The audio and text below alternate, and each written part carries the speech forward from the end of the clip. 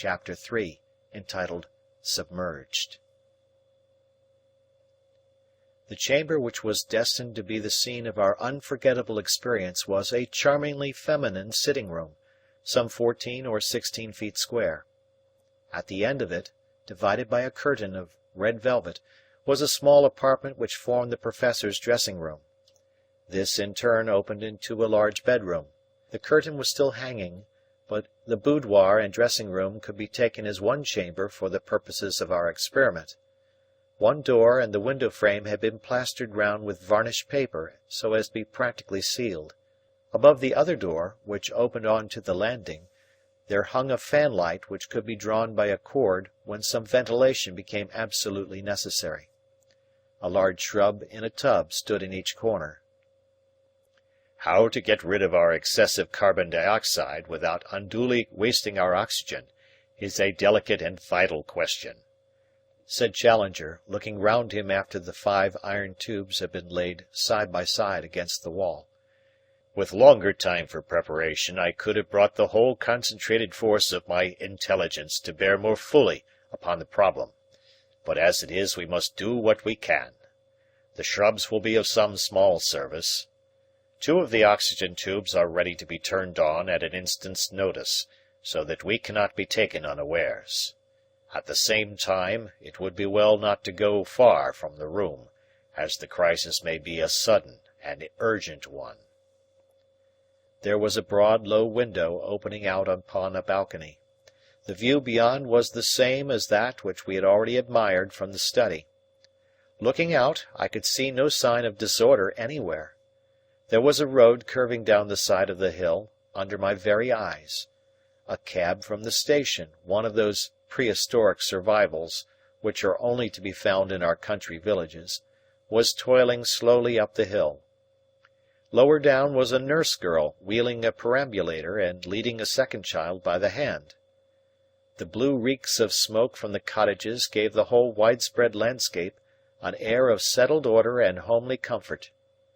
Nowhere in the blue heaven or on the sunlit earth was there any foreshadowing of a catastrophe. The harvesters were back in the fields once more, and the golfers, in pairs and fours, were still streaming round the links. There was so strange a turmoil within my own head, and such a jangling of my overstrung nerves, that the indifference of those people was amazing. "Those fellows don't seem to feel any ill effects," said I, pointing down at the links. "Have you played golf?"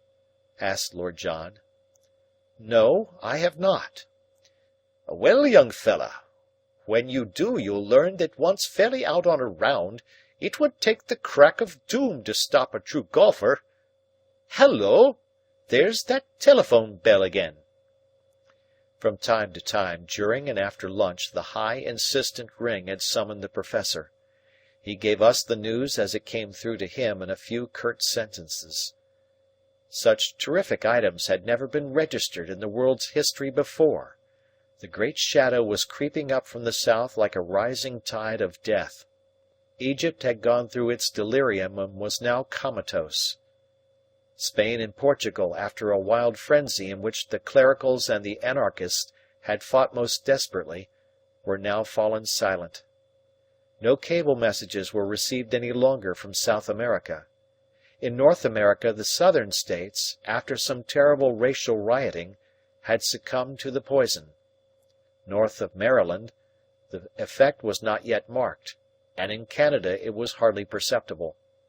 Belgium, Holland, and Denmark had each in turn been affected.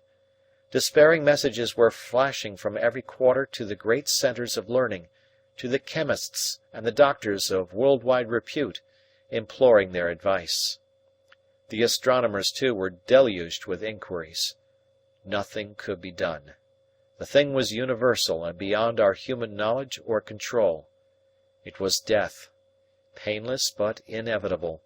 Death for young and old, for weak and strong, for rich and poor, without hope or possibility of escape. Such was the news which, in scattered, distracted messages, the telephone had brought us. The great cities already knew their fate, and, so far as we could gather, were preparing to meet it with dignity and resignation. Yet here were our golfers and labourers like the lambs who gambol under the shadow of the knife. It seemed amazing. And yet, how could they know? It had all come upon us in one giant stride. What was there in the morning paper to alarm them? And now it was but 3 in the afternoon. Even as we looked, some rumour seemed to have spread, for we saw the reapers hurrying from the fields. Some of the golfers were returning to the clubhouse. They were running as if taking refuge from a shower. Their little caddies trailed behind them. Others were continuing their game. The nurse had turned and was pushing her perambulator hurriedly up the hill again. I noticed that she had her hand to her brow. The cab had stopped, and the tired horse, with his head sunk to his knees, was resting. Above there was a perfect summer sky, one huge vault of unbroken blue, save for a few fleecy white clouds over the distant downs. If the human race must die today, it was at least upon a glorious deathbed. And yet all that gentle loveliness of nature made this terrific and wholesale destruction the more pitiable and awful. Surely it was too goodly a residence that we should be so swiftly, so ruthlessly evicted from it. But I have said that the telephone bell had rung once more. Suddenly I heard Challenger's tremendous voice from the hall. "Malone," he cried, "you are wanted." I rushed down to the instrument. It was McArdle speaking from London. "That you, Mr. Malone?" cried his familiar voice. "Mr. Malone, there are terrible goings on in London. For God's sake, see if Professor Challenger can suggest anything that can be done." "He can suggest nothing, sir," I answered. "He regards the crisis as universal and inevitable. We have some oxygen here, but it can only defer our fate for a few hours." "Oxygen!" cried the agonized voice. "There is no time to get any. The office has been a perfect pandemonium ever since you left in the morning. Now half of the staff are insensible. I am weighed down with heaviness myself.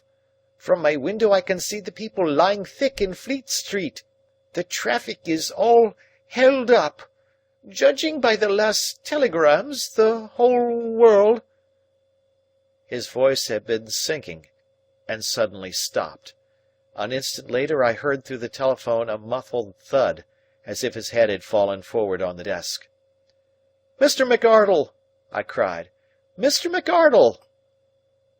There was no answer. I knew as I replaced the receiver that I should never hear his voice again. At that instant, just as I took a step backwards from the telephone, the thing was on us. It was as if we were bathers up to our shoulders in water, who suddenly are submerged by a rolling wave. An invisible hand seemed to have quietly closed round my throat and to be gently pressing the life from me. I was conscious of immense oppression upon my chest, great tightness within my head, a loud singing in my ears, and bright flashes before my eyes. I staggered to the balustrades of the stair. At the same moment, rushing and snorting like a wounded buffalo, Challenger dashed past me, a terrible vision, with red-purple face, engorged eyes, and bristling hair. His little wife, insensible to all appearance, was slung over his great shoulder, and he blundered and thundered up the stair, scrambling and tripping, but carrying himself and her through sheer will force, through that mephitic atmosphere, to the haven of temporary safety. At the sight of his effort, I too rushed up the steps, clambering, falling, clutching at the rail, until I tumbled half senseless upon my face on the upper landing. Lord John's fingers of steel were in the collar of my coat, and a moment later I was stretched upon my back, unable to speak or move, on the boudoir carpet. The woman lay beside me, and Summerlee was bunched in a chair by the window, his head nearly touching his knees. As in a dream I saw Challenger, like a monstrous beetle, crawling slowly across the floor, and a moment later I heard the gentle hissing of the escaping oxygen. Challenger breathed 2 or 3 times with enormous gulps, his lungs roaring as he drew in the vital gas. "It works!" he cried exultingly. "My reasoning has been justified." He was up on his feet again, alert and strong. With a tube in his hand, he rushed over to his wife and held it to her face. In a few seconds she moaned, stirred, and sat up. He turned to me, and I felt the tide of life stealing warmly through my arteries. My reason told me that it was but a little respite, and yet, carelessly as we talk of its value, every hour of existence now seemed an inestimable thing. Never have I known such a thrill of sensuous joy as came with that freshet of life. The weight fell away from my lungs, the band loosened from my brow, a sweet feeling of peace and gentle, languid comfort stole over me. I lay watching Summerlee revive under the same remedy, and finally Lord John took his turn. He sprang to his feet and gave me a hand to rise, while Challenger picked up his wife and laid her on the settee. "Oh, George, I am so sorry you brought me back," she said, holding him by the hand. "The door of death is indeed, as you said, hung with beautiful, shimmering curtains. For once the choking feeling had passed, it was all unspeakably soothing and beautiful. Why have you dragged me back?" "Because I wish that we make the passage together. We have been together so many years. It would be sad to fall apart at the supreme moment."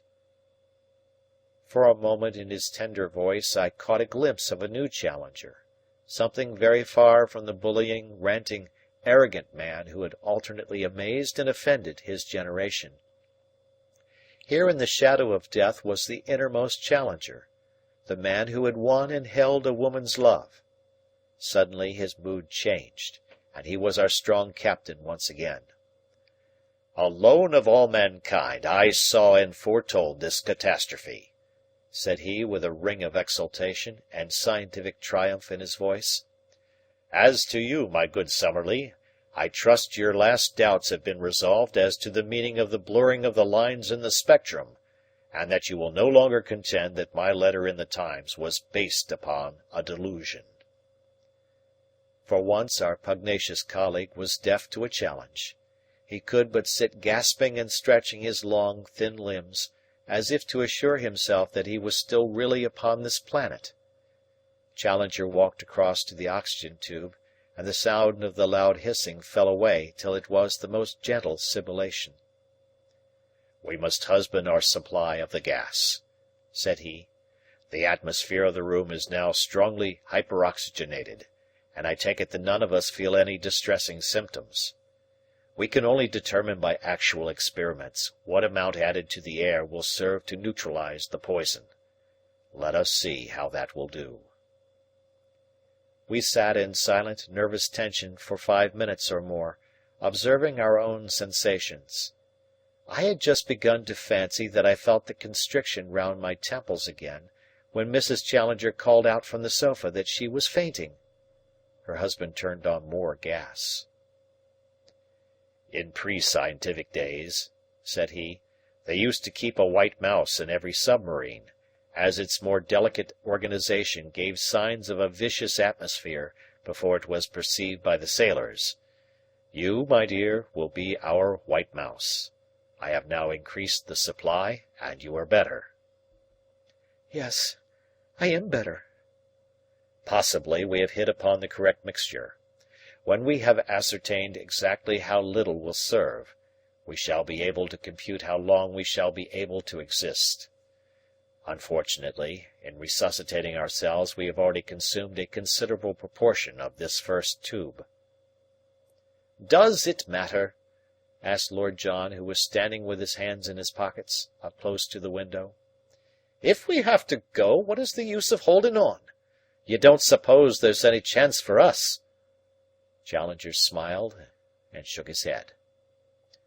"Well, then, don't you think there is more dignity in taking the jump and not waiting to be pushed in? If it must be so, I'm for saying our prayers, turning off the gas, and opening the window." "Why not?" said the lady bravely. "Surely, George, Lord John is right, and it is better so." "I most strongly object," cried Summerlee in a querulous voice. When we must die, let us by all means die, but to deliberately anticipate death seems to me to be a foolish and unjustifiable action." "What does our young friend say to it?" asked Challenger. "I think we should see it to the end." "And I am strongly of the same opinion," said he. "Then, George, if you say so, I think so too," cried the lady. "Well, well, I'm only a putting it as an argument," said Lord John. "If you all want to see it through, I am with you. It's deuced interesting, and no mistake about that. I've had my share of adventures in my life, and as many thrills as most folk, but I'm ended on my top note." "Granting the continuity of life," said Challenger. "A large assumption!" cried Summerlee. Challenger stared at him in silent reproof. "Granting the continuity of life," said he in his most didactic manner, "none of us can predicate what opportunities of observation one may have from what we may call the spirit plane to the plane of matter. It surely must be evident to the most obtuse person," here he glared at Summerlee, "that it is while we are ourselves material that we are most fitted to watch and form a judgment upon material phenomena. Therefore it is only by keeping alive for these few extra hours that we can hope to carry on with us to some future existence a clear conception of the most stupendous event that the world, or the universe so far as we know it, has ever encountered. To me it would seem a deplorable thing that we should in any way curtail by so much as a minute so wonderful an experience." "I am strongly of the same opinion," cried Summerlee. "Carried without a division," said Lord John. "By George, that poor devil of a chauffeur of yours down in the yard has made his last journey. No use making a sally and bringing him in?" "It would be absolute madness," cried Summerlee. "Well, I suppose it would," said Lord John. "It couldn't help him and would scatter our gas all over the house, even if we ever got back alive. My word, look at the little birds under the trees." We drew 4 chairs up to the long, low window, the lady still resting with closed eyes upon the settee. I remember that the monstrous and grotesque idea crossed my mind. The illusion may have been heightened by the heavy stuffiness of the air which we were breathing, that we were in 4 front seats of the stalls at the last act of the drama of the world. In the immediate foreground, beneath our very eyes, was the small yard with the half-cleaned motor car standing in it. Austin, the chauffeur, had received his final notice at last, for he was sprawling beside the wheel, with a great black bruise upon his forehead where it had struck the step, or mudguard, in falling. He still held in his hand the nozzle of the hose with which he had been washing down his machine. A couple of small plane trees stood in a corner of the yard, and underneath them lay several pathetic little balls of fluffy feathers, with tiny feet uplifted. The sweep of Death's scythe had included everything, great and small, within its swath. Over the wall of the yard we looked down upon the winding road, which led to the station. A group of the reapers whom we had seen running from the fields were lying all pell-mell, their bodies crossing each other, at the bottom of it. Farther up, the nurse girl lay with her head and shoulders propped against the slope of the grassy bank. She had taken the baby from the perambulator, and it was a motionless bundle of wraps in her arms. Close behind her a tiny patch upon the roadside showed where the little boy was stretched. Still nearer to us was the dead cab-horse, kneeling between the shafts. The old driver was hanging over the splashboard like some grotesque scarecrow, his arms dangling absurdly in front of him. Through the window we could dimly discern that a young man was seated inside. The door was swinging open, and his hand was grasping the handle, as if he had attempted to leap forth at the last instant. In the middle distance lay the golf links, dotted as they had been in the morning with the dark figures of the golfers. Lying motionless upon the grass of the course or among the heather which skirted it. On one particular green there were 8 bodies stretched where a foursome with its caddies had held to their game to the last. No bird flew in the blue vault of heaven, no man or beast moved upon the vast countryside which lay before us. The evening sun shone its peaceful radiance across it, but there brooded over it all the stillness and the silence of universal death, a death in which we were so soon to join. At the present instant, that one frail sheet of glass, by holding in the extra oxygen which counteracted the poisoned ether, shut us off from the fate of all our kind. For a few short hours, the knowledge and foresight of one man could preserve our little oasis of life in the vast desert of death, and save us from participation in the common catastrophe. Then the gas would run low, we too should lie gasping upon that cherry-coloured boudoir carpet, and the fate of the human race, and of all earthly life, would be complete. For a long time, in a mood which was too solemn for speech, we looked out at the tragic world. "There is a house on fire," said Challenger at last, pointing to a column of smoke which rose above the trees. "There will, I expect, be many such, possibly whole cities in flames, when we consider how many folk may have dropped with lights in their hands. The fact of combustion is in itself enough to show that the proportion of oxygen in the atmosphere is normal, and that it is the ether which is at fault. Ah, there you see another blaze on the top of Crowborough Hill. It is the golf club-house, or I am mistaken. There is the church clock chiming the hour. It would interest our philosophers to know that man-made mechanisms have survived the race who made it." "By George!" cried Lord John, rising excitedly from his chair. "What's that puff of smoke? It's a train." We heard the roar of it, and presently it came flying into sight, going at what seemed to me to be a prodigious speed. Whence it had come, or how far, we had no means of knowing. Only by some miracle of luck could it have gone any distance. But now we were to see the terrific end of its career.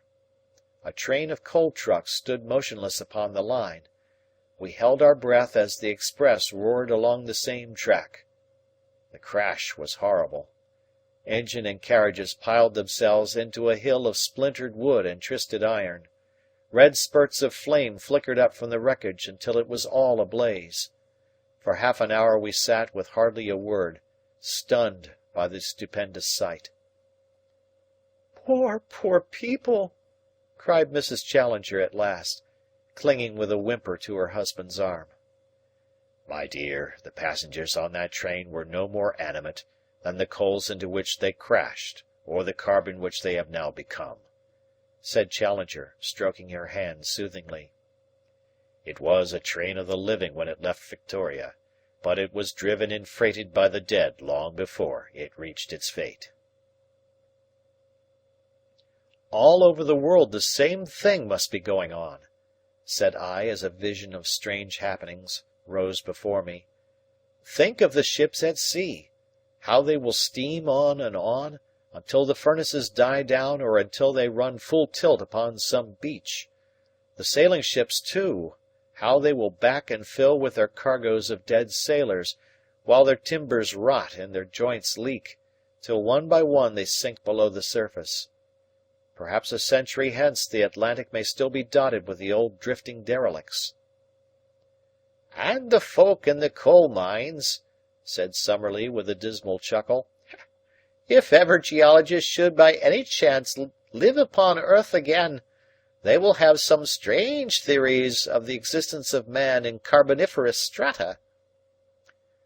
"I don't profess to know about such things," remarked Lord John, "but it seems to me the earth will be to let, empty, after this.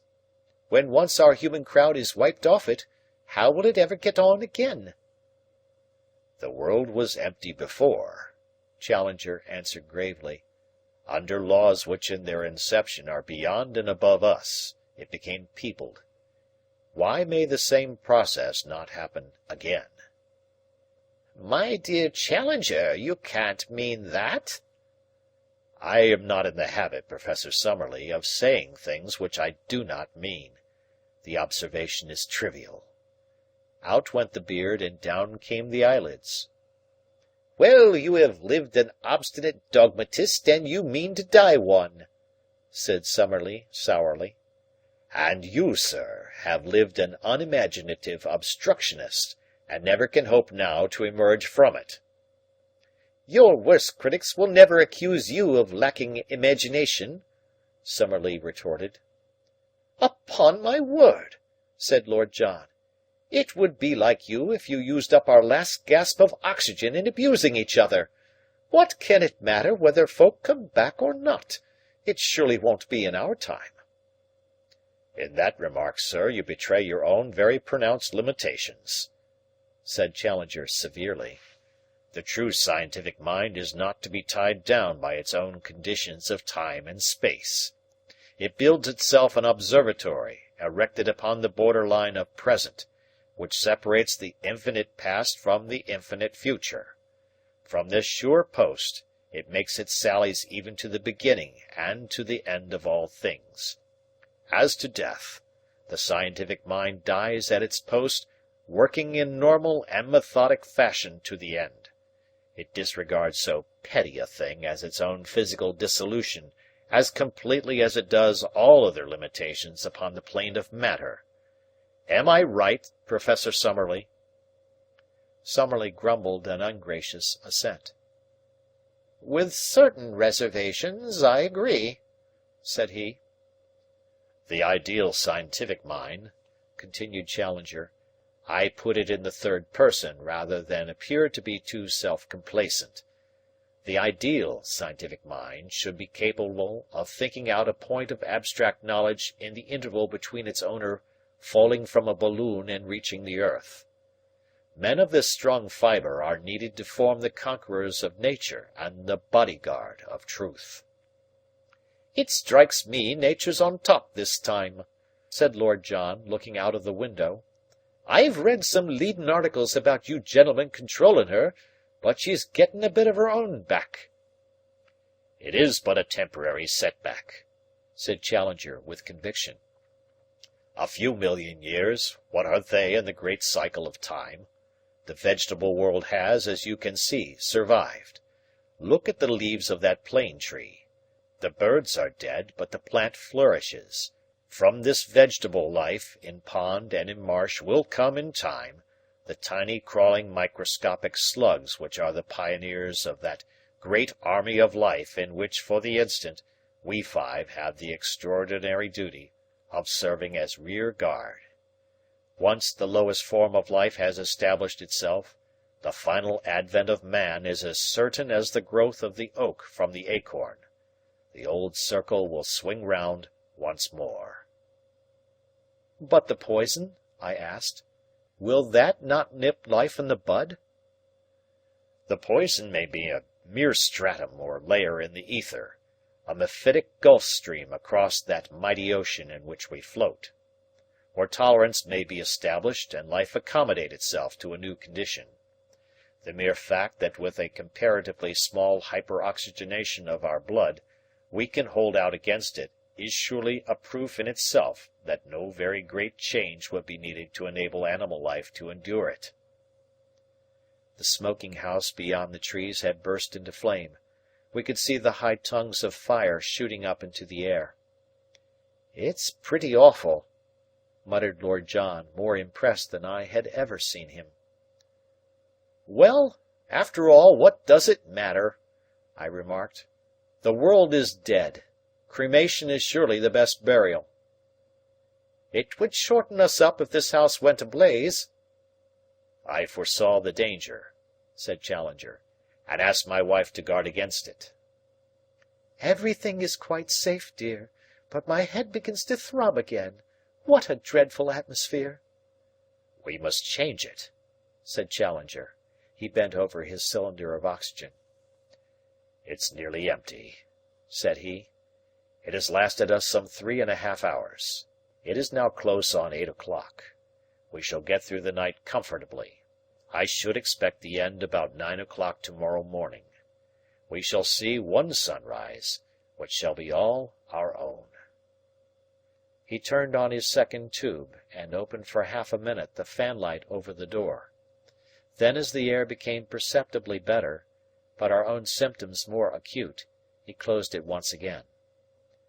"By the way," said he, "man does not live upon oxygen alone. It's dinner time and over. I assure you, gentlemen, that when I invited you to my home, and to what I had hoped would be an interesting reunion, I had intended that my kitchen should justify itself. However, we must do what we can. I am sure that you will agree with me that it would be folly to consume our air too rapidly by lighting an oil stove.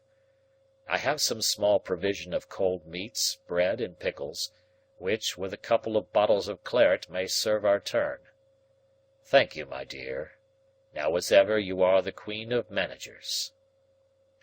It was indeed wonderful how, with the self-respect and sense of propriety of the British housekeeper, the lady had within a few minutes adorned the central table with a snow-white cloth, laid the napkins upon it, and set forth the simple meal with all the elegance of civilization, including an electric torch lamp in the centre. Wonderful also was it to find that our appetites were ravenous.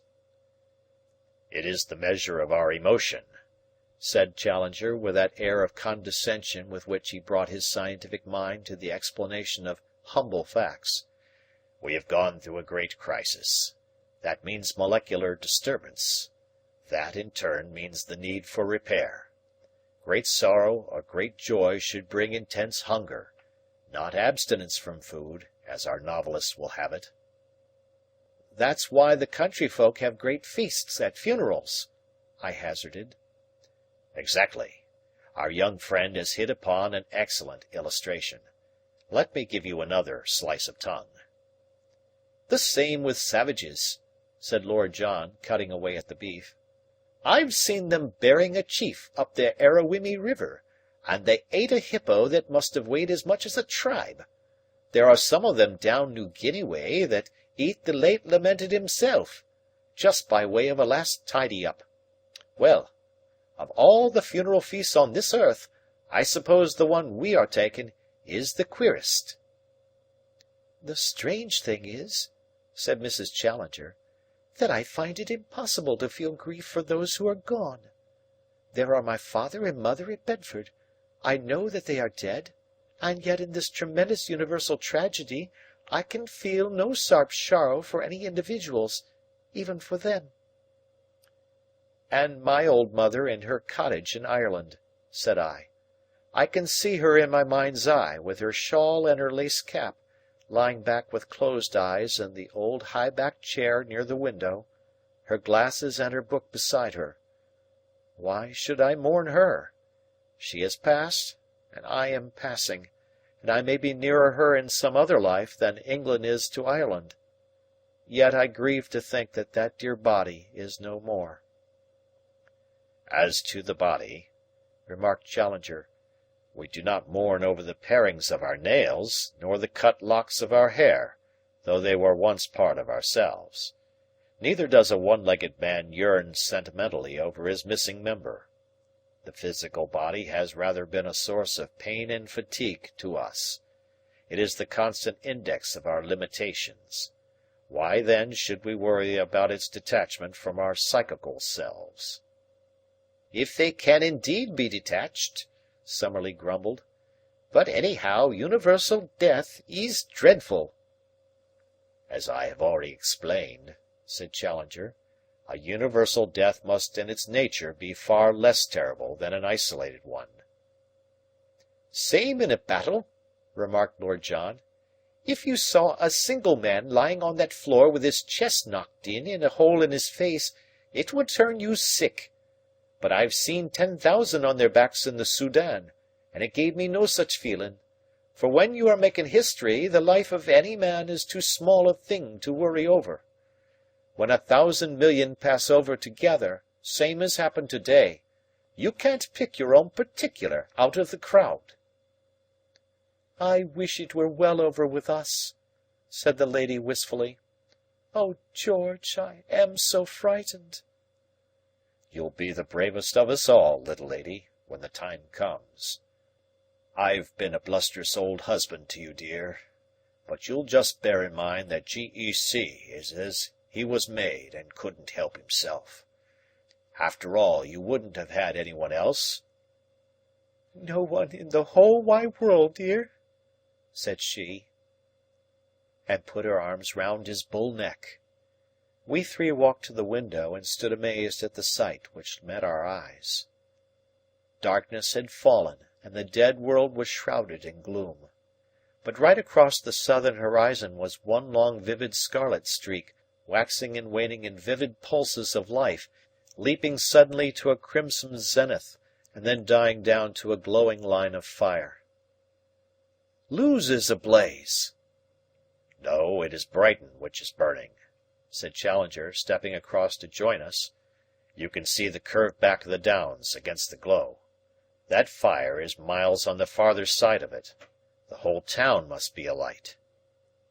There were several red glares at different points, and the pile of debris upon the railway line was still smouldering darkly, but they all seemed mere pinpoints of light compared to that monstrous conflagration throbbing beyond the hills. What copy it would have made for the Gazette! Had ever a journalist such an opening and so little chance of using it?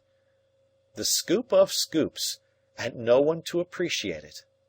And then, suddenly, the old instinct of recording came over me. If these men of science could be so true to their life's work to the very end, why should not I, in my humble way, be as constant? No human eye might ever rest upon what I had done, but the long night had to be passed somehow, and for me at least, sleep seemed to be out of the question. My notes would help to pass the weary hours and to occupy my thoughts. Thus it is that now I have before me the notebook with its scribbled pages, written confusedly upon my knee in the dim, waning light of our one electric torch. Had I the literary touch, they might have been worthy of the occasion. As it is, they may still serve to bring to other minds the long-drawn emotions and tremors of that awful night. End of chapter. Chapter 4. A Diary of the Dying. How strange the words look scribbled at the top of the empty page of my book! How stranger still that it is I, Edward Malone, who have written them. I who started only some 12 hours ago from my rooms in Streatham, without one thought of the marvels which the day was to bring forth. I look back at the chain of incidents, my interview with McArdle, Challenger's first note of alarm in the Times, the absurd journey in the train, the pleasant luncheon, the catastrophe, and now it has come to this, that we linger alone upon an empty planet, and so sure is our fate that I can regard these lines, written from mechanical professional habit and never to be seen by human eyes, as the words of one who is already dead. So closely does he stand to the shadowed borderland over which all outside this one little circle of friends have already gone. I feel how wise and true were the words of Challenger when he said that the real tragedy would be if we were left behind when all that is noble and good and beautiful had passed. But of that there can surely be no danger. Already our second tube of oxygen is drawing to an end. We can count the poor dregs of our lives almost to a minute. We have just been treated to a lecture, a good quarter of an hour long, from Challenger, who was so excited that he roared and bellowed as if he were addressing his old rows of scientific skeptics in the Queen's Hall. He had certainly a strange audience to harangue, his wife perfectly acquiescent and absolutely ignorant of his meaning, Summerlee seated in the shadow, querulous and critical but interested, Lord John lounging in a corner somewhat bored by the whole proceeding, and myself beside the window watching the scene with a kind of detached attention, as if it were all a dream or something in which I had no personal interest whatever. Challenger sat at the centre table with the electric light illuminating the slide under the microscope which he had brought from his dressing-room. The small vivid circle of white light from the mirror left half of his rugged, bearded face in brilliant radiance and half in deepest shadow.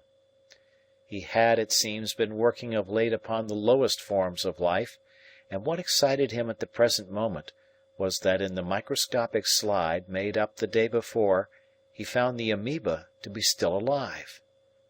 "You can see it for yourselves," he kept repeating in great excitement. "Summerlee, will you step across and satisfy yourself upon the point? Malone, will you kindly verify what I say? The little spindle-shaped things in the center are diatoms, and may be disregarded since they are probably vegetable rather than animal. But the right-hand side you will see an undoubted amoeba, moving sluggishly across the field.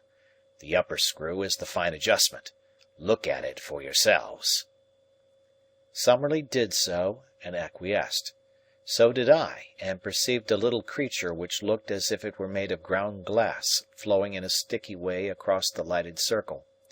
Lord John was prepared to take him on trust. "I'm not troubling my head whether he's alive or dead," said he. "We don't so much as know each other by sight, so why should I take it to heart? I don't suppose he's worrying himself over the state of our health." I laughed at this, and Challenger looked in my direction with his coldest and most supercilious stare. It was a most petrifying experience. "The flippancy of the half-educated is more obstructive to science than the obtuseness of the ignorant," said he. "If Lord John Roxton would condescend—" My dear George, don't be so peppery," said his wife, with her hand on the black mane that drooped over the microscope. "What can it matter whether the amoeba is alive or not?" "It matters a great deal," said Challenger gruffly. "Well, let's hear about it," said Lord John with a good-humoured smile. "We may as well talk about that as anything else. If you think I've been too offhand with the thing, or hurt its feelin's in any way, I'll apologize." "For my part," remarked Summerlee in his creaky, argumentative voice, "I can't see why you should attach such importance to the creature being alive. It is in the same atmosphere as ourselves, so naturally the poison does not act upon it. If it were outside of this room it would be dead, like all other animal life." "Your remarks, my good Summerlee," said Challenger with enormous condescension. Oh, if I could paint that overbearing, arrogant face in the vivid circle of reflection from the microscope mirror. "Your remarks show that you imperfectly appreciate the situation. This specimen was mounted yesterday and is hermetically sealed. None of our oxygen can reach it. But the ether, of course, has penetrated to it, as to every other point upon the universe. Therefore, it has survived the poison.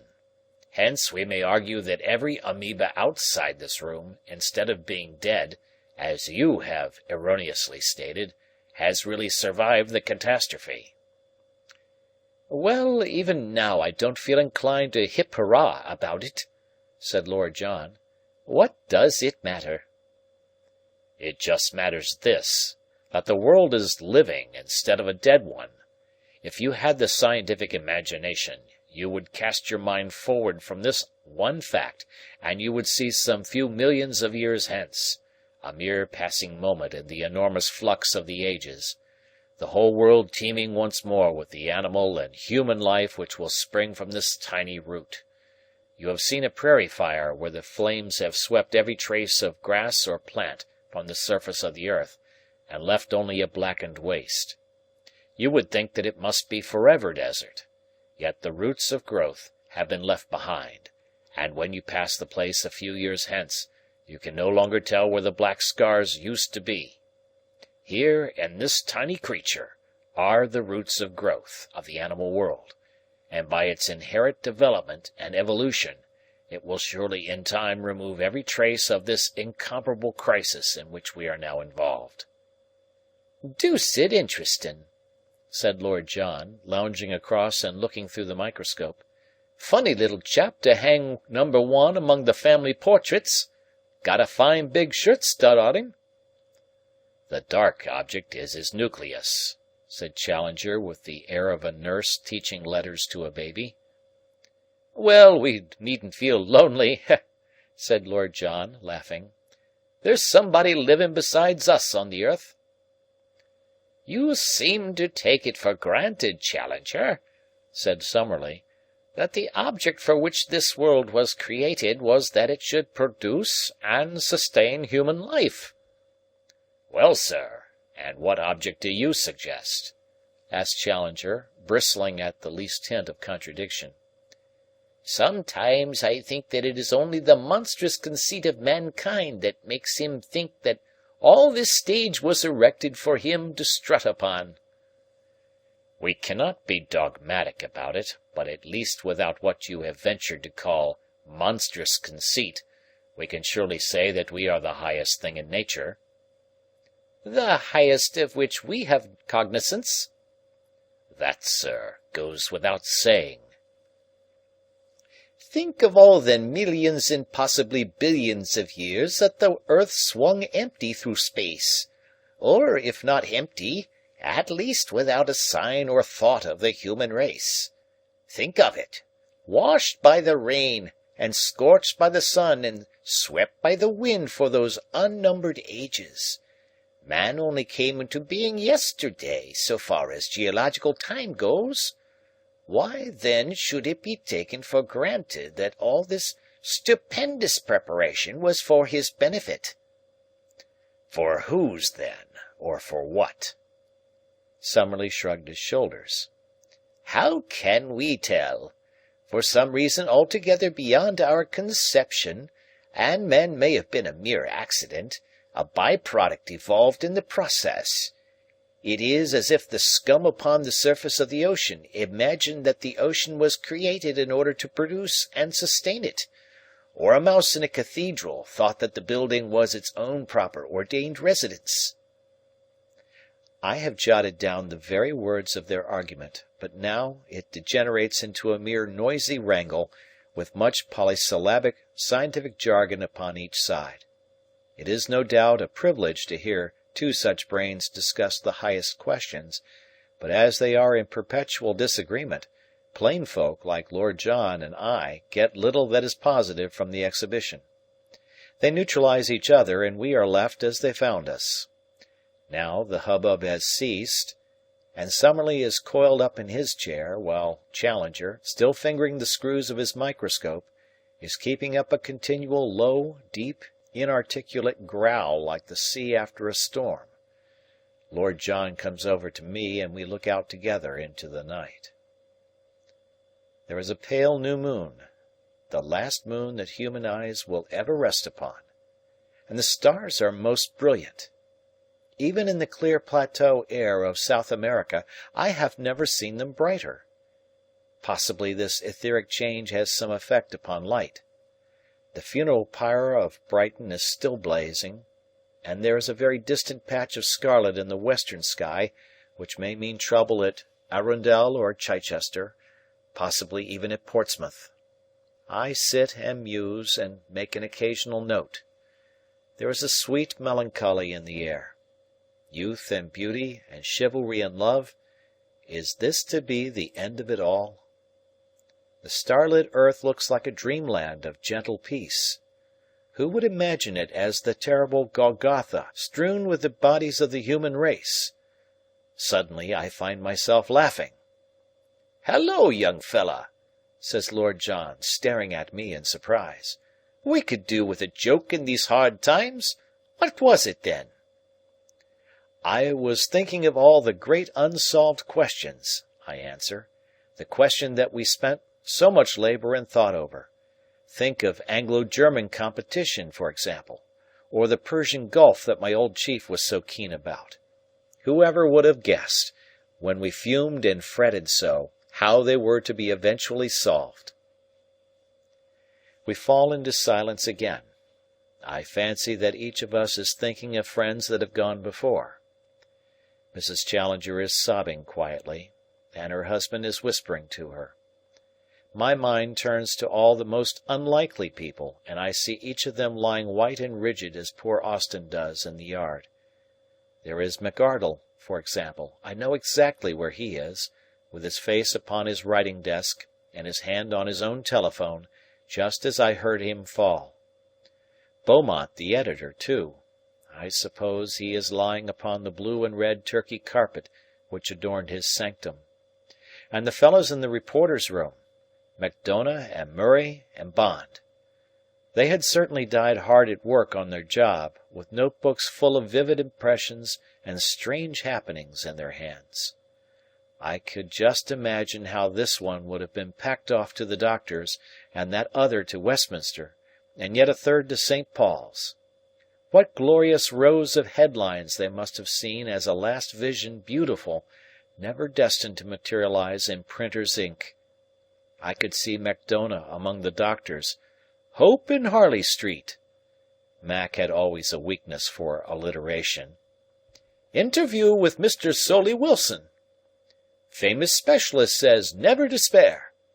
Our special correspondent found the eminent scientist seated upon the roof, whither he had retreated to avoid the crowd of terrified patients who had stormed his dwelling.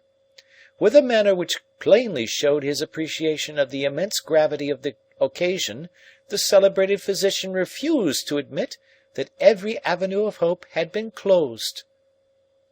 That's how Mac would start. Then there was Bond. He would probably do St. Paul's.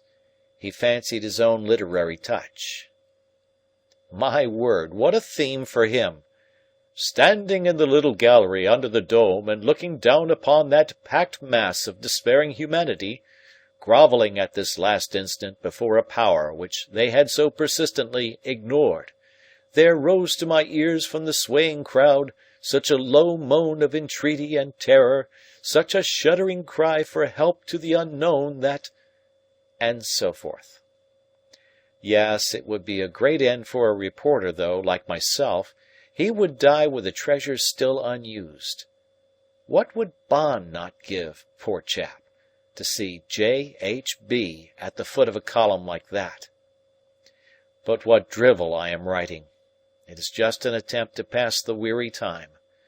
Mrs. Challenger has gone to the inner dressing-room, and the professor says that she is asleep.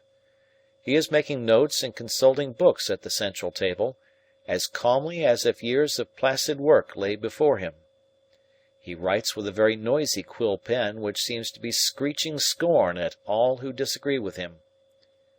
Summerlee has dropped off in his chair, and gives from time to time a peculiarly exasperating snore. Lord John lies back with his hands in his pockets and his eyes closed. How people can sleep under such conditions is more than I can imagine. 3:30 a.m. I have just wakened with a start. It was 5 minutes past 11 when I made my last entry. I remember winding up my watch and noting the time. So I have wasted some 5 hours of the little span still left to us. Who would have believed it possible? But I feel very much fresher and ready for my fate, or try to persuade myself that I am. And yet, the fitter a man is, and the higher his tide of life, the more must he shrink from death. How wise and how merciful is that provision of nature by which his earthly anchor is usually loosened by many little imperceptible tugs, until his consciousness has drifted out of its untenable earthly harbor into the great sea beyond. Mrs. Challenger is still in the dressing-room. Challenger has fallen asleep in his chair. What a picture! His enormous frame leans back, his huge, hairy hands are clasped across his waistcoat, and his head is so tilted that I can see nothing above his collar save a tangled bristle of luxuriant beard. He shakes with the vibration of his own snoring. Summerlee adds his occasional high tenor to Challenger's sonorous bass. Lord John is sleeping also, his long body doubled up sideways in a basket chair. The first cold light of dawn is just stealing into the room, and everything is grey and mournful. I look out at the sunrise, that fateful sunrise which will shine upon an unpeopled world. The human race is gone, extinguished in a day, but the planets swing round and the tides rise or fall, and the wind whispers, and all nature goes her way, down, it would seem, to the very amoeba, with never a sign that he who styled himself the Lord of creation had ever blessed or cursed the universe with his presence. Down in the yard lies Austin with sprawling limbs, his face glimmering white in the dawn, and the hose nozzle still projecting from his dead hand. The whole of humankind is typified in that one half ludicrous and half pathetic figure, lying so helpless beside the machine which it used to control. Here end the notes which I made at the time. Henceforward events were too swift and too poignant to allow me to write, but they are too clearly outlined in my memory that any detail could escape me. Some chokiness in my throat made me look at the oxygen cylinders, and I was startled at what I saw. The sands of our lives were running very low. At some period in the night, Challenger had switched the tube from the third to the fourth cylinder. Now it was clear that this also was nearly exhausted. That horrible feeling of constriction was closing in upon me. I ran across and, unscrewing the nozzle, I changed it to our last supply. Even as I did so, my conscience pricked me, for I felt that perhaps, if I had held my hand, all of them might have passed in their sleep. The thought was banished, however, by the voice of the lady from the inner room crying, "George, George, I'm stifling." "It's all right, Mrs. Challenger," I answered as the others started to their feet. "I have just turned on a fresh supply." Even at such a moment I could not help smiling at Challenger, who with a great hairy fist in each eye was like a huge bearded baby, new wakened out of sleep. Summerlee was shivering like a man with the ague, human fears, as he realized his position, rising for an instant above the stoicism of the man of science. Lord John, however, was as cool and alert as if he had just been roused on a hunting morning. "Fifthly and lastly," said he, glancing at the tube, "say, young fella, don't tell me you've been writing up your impressions in that paper on your knee?" "Just a few notes to pass the time." "Well, I don't believe anyone but an Irishman would have done that. I expect you'll have to wait till little brother Amoeba gets grown up before you'll find a reader. He don't seem to take much stock of things just at present. Well, Herr Professor, what are the prospects?" Challenger was looking out at the great drifts of morning mist which lay over the landscape. Here and there the wooded hills rose like conical islands out of this woolly sea. "It might be a winding sheet," said Mrs. Challenger, who had entered in her dressing gown. "There's that song of yours, George, 'Ring out the old, ring in the new.' It was prophetic. But you are shivering, my poor dear friends.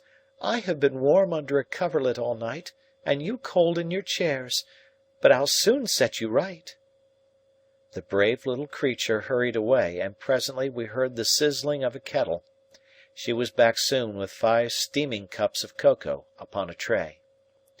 "Drink these," said she. "You will feel so much better." And we did. Summerlee asked if he might light his pipe, and we all had cigarettes. It steadied our nerves, I think, but it was a mistake, for it made a dreadful atmosphere in that stuffy room. Challenger had to open the ventilator. "How long, Challenger?" asked Lord John. "Possibly 3 hours," he answered with a shrug. "I used to be frightened," said his wife, "but the nearer I get to it, the easier it seems. Don't you think we ought to pray, George?" "You will pray, dear, if you wish," the big man answered, very gently. "We all have our own ways of praying. Mine is a complete acquiescence in whatever fate may send me, a cheerful acquiescence. The highest religion and the highest science seem to unite on that." "I cannot truthfully describe my mental attitude as acquiescence, and far less cheerful acquiescence," grumbled Summerlee over his pipe. "I submit because I have to. I confess that I should have liked another year of life to finish my classification of the chalk fossils. Your unfinished work is a small thing, said Challenger pompously, when weighed against the fact that my own magnum opus, the ladder of life, is still in the first stages. My brain, my reading, my experience, in fact my whole unique equipment, were to be condensed into that epoch-making volume. And yet, as I say, I acquiesce. I expect we've all left some loose ends sticking out, said Lord John. What are yours, young fellow? I was working at a book of verses, I answered. Well, the world has escaped that anyhow, said Lord John. There's always compensation somewhere if you grope around. What about you? I asked. Well, it just so happens that I was tidied up and ready. I'd promised Merivale to go to Tibet for a snow leopard in the spring. But it's hard on you, Mrs. Challenger, when you've just built up this pretty house. Where George is, there is my home. But oh, would I not give for one last walk together in the fresh morning air upon those beautiful downs? Our hearts re-echoed her words. The sun had burst through the gauzy mists which veiled it, and the whole broad weald was washed in golden light. Sitting in our dark and poisonous atmosphere, that glorious, clean, wind-swept countryside seemed a very dream of beauty. Mrs. Challenger held her hand stretched out to it in her longing. We drew up chairs and sat in a semicircle in the window. The atmosphere was already very close. It seemed to me that the shadows of death were drawing in upon us, the last of our race. It was like an invisible curtain closing down upon every side. That cylinder is not lasting too well, said Lord John with a long gasp for breath. The amount contained is variable, said Challenger, depending upon the pressure and care with which it has been bottled.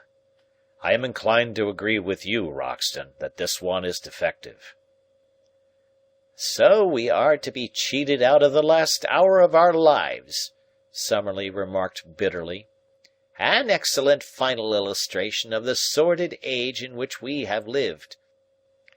Well, Challenger, now is your time if you wish to study the subjective phenomena of physical dissolution. Sit on the stool at my knee, and give me your hand, said Challenger to his wife. I think, my friends, that a further delay in this insufferable atmosphere is hardly advisable. You would not desire it, dear, would you? His wife gave a little groan and sank her face against his leg. I've seen the folk bathin' in the Serpentine in winter, said Lord John. When the rest are in, you see one or two shivering on the bank, envying the others that have taken the plunge. It's the last that have the worst of it. I'm all for a header, and have done with it. You would open the window and face the ether? Better be poisoned than stifled. Summerlee nodded his reluctant acquiescence and held out his thin hand to Challenger. We've had our quarrels in our time, but that's all over, said he. We were good friends and had a respect for each other under the surface.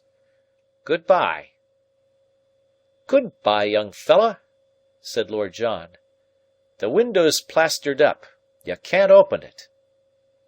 Challenger stooped and raised his wife, pressing her to his breast, while she threw her arms round his neck. Give me that field-glass, Malone, said he, gravely. I handed it to him. Into the hands of the power that made us, we render ourselves again, he shouted in his voice of thunder, and at the words he hurled the field-glass through the window. Full in our flushed faces, before the last tinkle of falling fragments had died away, there came the wholesome breath of the wind blowing strong and sweet. I don't know how long we sat in amazed silence. Then, as in a dream, I heard Challenger's voice once more. "We are back in normal conditions," he cried. "The world has cleared the poison belt, but we alone of all mankind are saved." End of chapter.